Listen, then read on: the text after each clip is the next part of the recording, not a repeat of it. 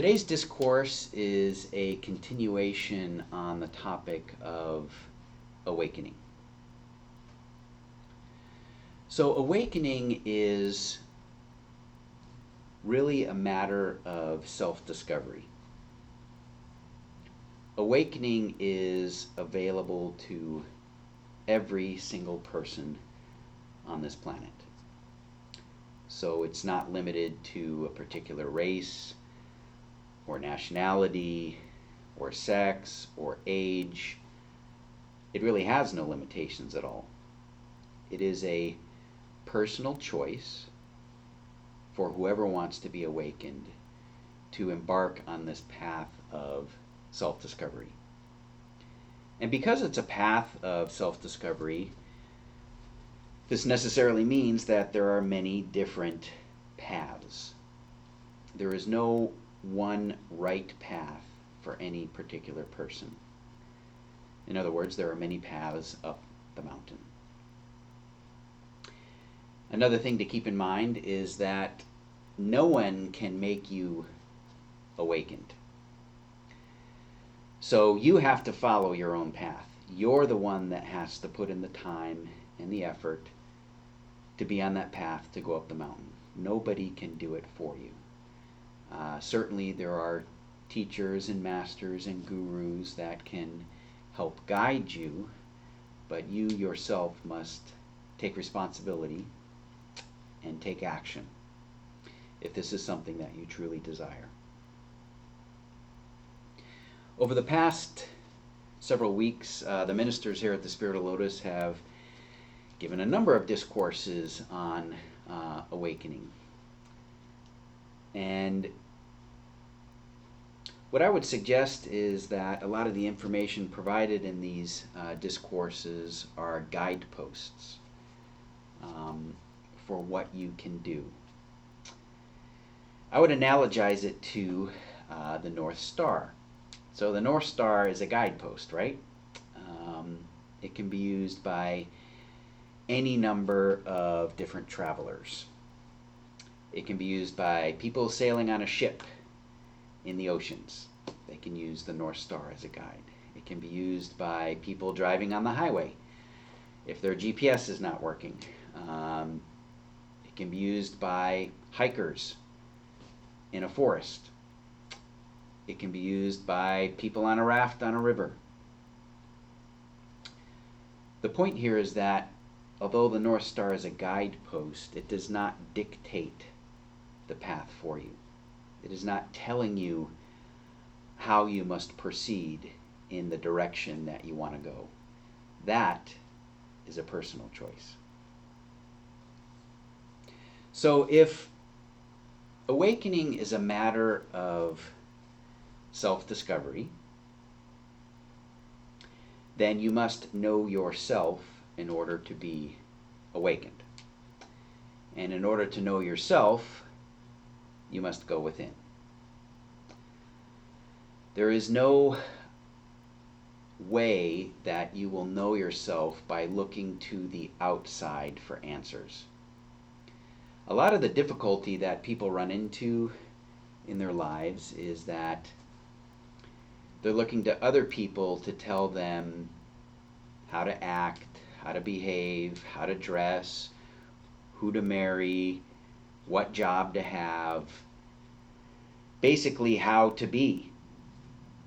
And this, of course, causes a lot of suffering, because what other people think that you should do, that you should think, how you should behave, may not necessarily be you.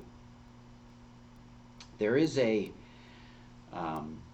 passage in the Bhagavad Gita which sheds some light on this, I believe. And as many of you know, the Gita is a very ancient text,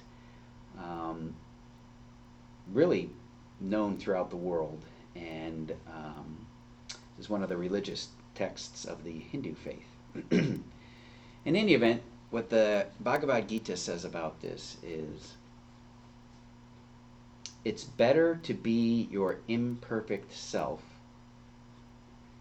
than to be a perfect reflection of someone else or some other thing. So let me repeat that. It is better to be your imperfect self than a perfect reflection of someone else or some other thing.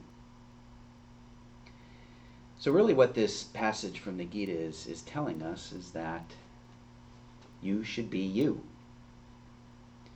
You are the only person who can be you. And each of us plays a vital role in creation.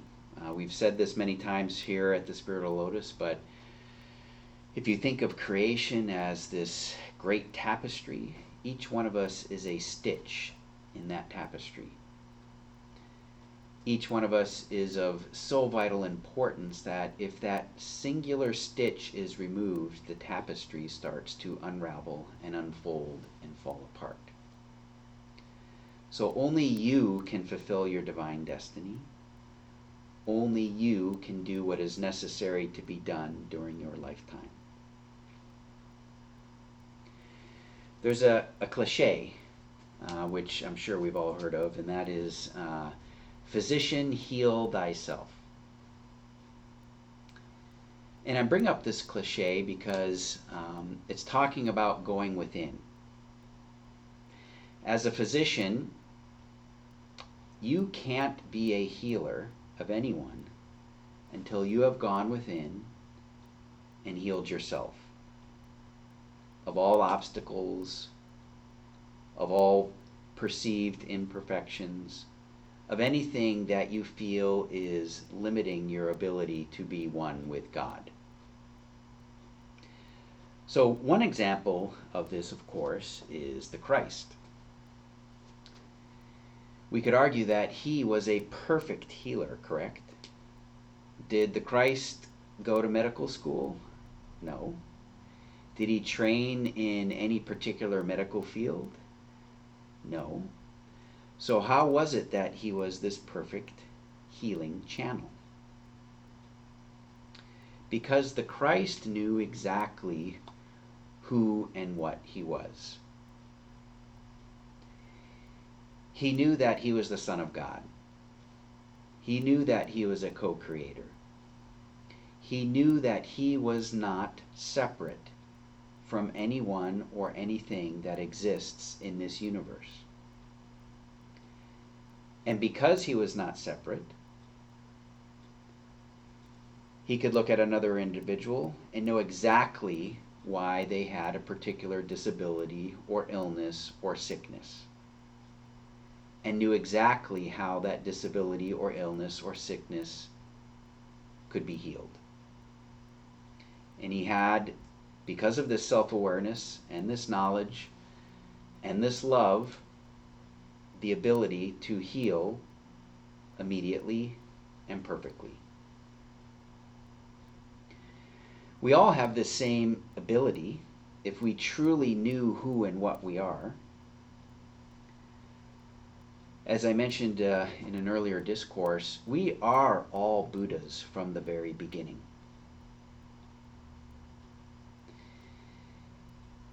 During this lifetime, we must get back to that knowledge. We must pierce through the Maya and the glamour and the illusion to come to the realization again, like the Christ, of who and what we really are. So by going within, we need to do a lot of self-examination.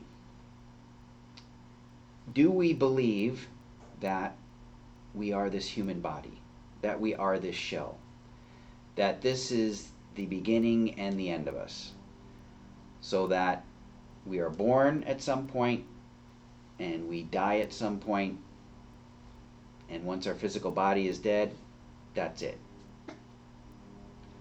Or do we believe that we always were, are, and always shall be? That we are simply spending a period of time in our current physical bodies to learn and to grow and to self-realize so that we can be awakened. The thing with awakening is that it's not easy. We can stand up here and give various tools and guideposts like we have done and tell people, well, this is how you can be awakened. You need to do A and B and C and D and E and F, and then you'll be awakened. But it really doesn't work like that. As I noted at the start of this discourse, the path for everybody is different. The time it takes for them to unfold is different. All flowers don't bloom at the same time or in the same manner. Some bloom in summer, some bloom in spring, some bloom in fall. It's dependent on the flower itself.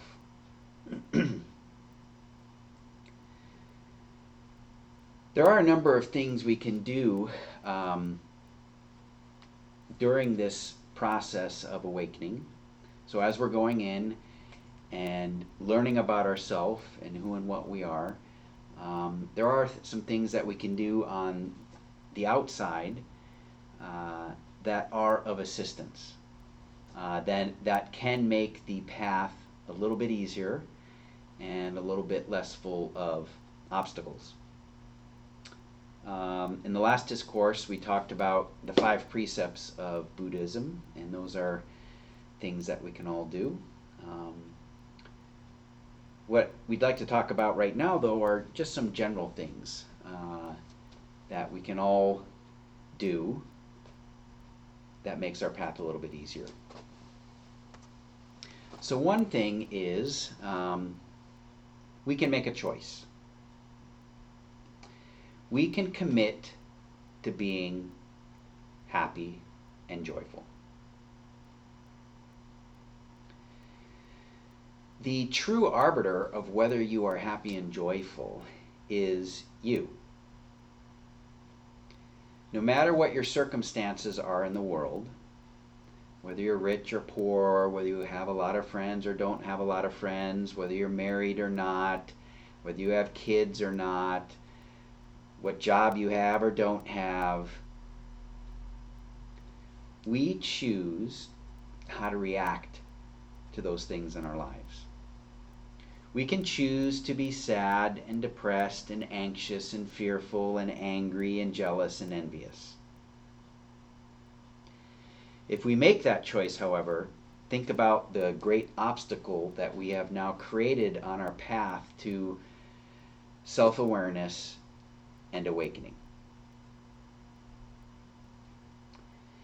It takes 21 days to create a habit and 3 to 5 years for this habit to become part of your character. So, if we are to commit to being happy, we have to make this commitment for 21 days, so it's now a habit. And if we really want it to be a part of us, a part of our very being and our character, then we have to make this commitment for 3 to 5 years. Now, for many of us, oh my gosh, 3 to 5 years, that sounds like a long time, but why wouldn't you commit to that as opposed to committing to the opposite? I mean, why would you commit to being unhappy?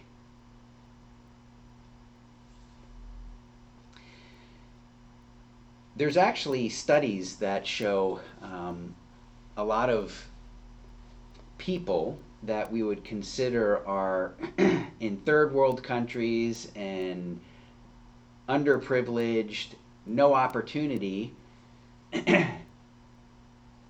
they tend to be some of the happiest people in the world. And you have to think, why is that? They don't have money, they don't have a mansion, they don't have a boat, they don't have a car. It's because they're seeing the true value of life, what's really important. And they're choosing and committing to being happy.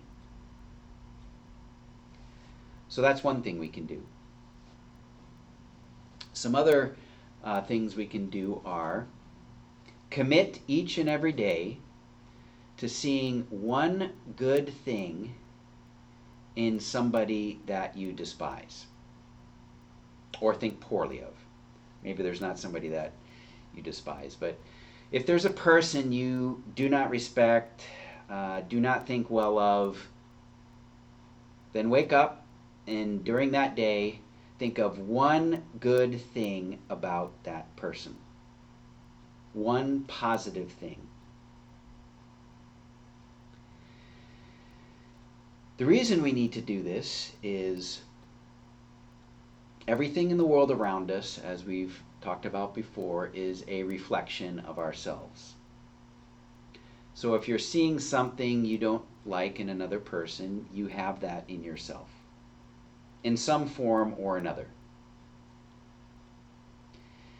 And in order to transmute that in yourself and in somebody else, because we are united, they are us and you are them, you have to realize it, see the good in it and the positive in it, and over time this will transmute. This is part of this process of self-discovery and self-awareness. Another thing we can do is commit every day to, in some fashion, bringing joy to another person. This is service. Service to humanity, service to the world. And really, in the end, service to yourself. This could be as simple as you're walking down the sidewalk and you see somebody and you smile at them. And that brings a smile to their face. It could be something as simple as you're driving in traffic and you need to get into a particular lane and somebody allows you in and you just wave them a thank you in the rearview mirror so they can see it. Something that you're doing each and every day to make somebody else's day a little bit easier, a little bit kinder, a little bit more joyful.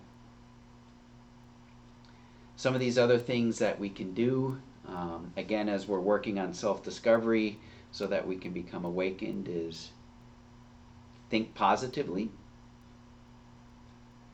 Again, we've said this many times, your thoughts, your mind, are the intersection between the unmanifest and the manifest. So we have the unmanifest all possibility in the world of spirit. Our mind takes that, limits it in some fashion, and then creates something here on the physical plane.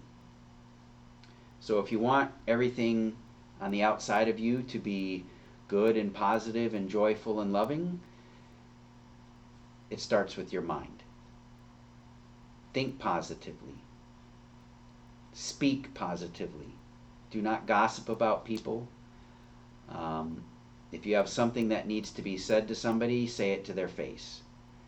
And be truthful, but always remember to temper that sort of truth with wisdom and love. I was talking to somebody yesterday and about some issues we were going through with people that we've been dealing with at work, and one thing that I knew but had forgotten about was a master does not create a storm in somebody else's life. So in your interactions and dealings with people, as you're moving on this path to awakening, think about that. Are you creating a storm in somebody else's life? What is the purpose of why you are saying something to them? How you are saying it? Is it being done out of love? Is it being done out of respect? Is it being done to uplift them? So all of these things should be kept in mind with your interactions. Be gentle with yourself, kind to yourself, loving with yourself, and so you are able to do that with other people. So this whole process of awakening, this self-discovery and use of these guideposts that I've been mentioning to help your path be a little bit easier, it's all part of this unfoldment. And the last thing I'll leave everybody with is, don't tell God how you should become awakened. In other words, don't tell God that you should become awakened through this particular practice, or through this communication with somebody, or by reading this particular text. God knows your path. God knows what it's going to take for you to become awakened. Let the unfoldment take place on its own. Essentially what I'm saying is, let go and let God. Have trust and have faith that wherever you are in your life is exactly where you are supposed to be. Everything in your life is perfect. So with that, we have time for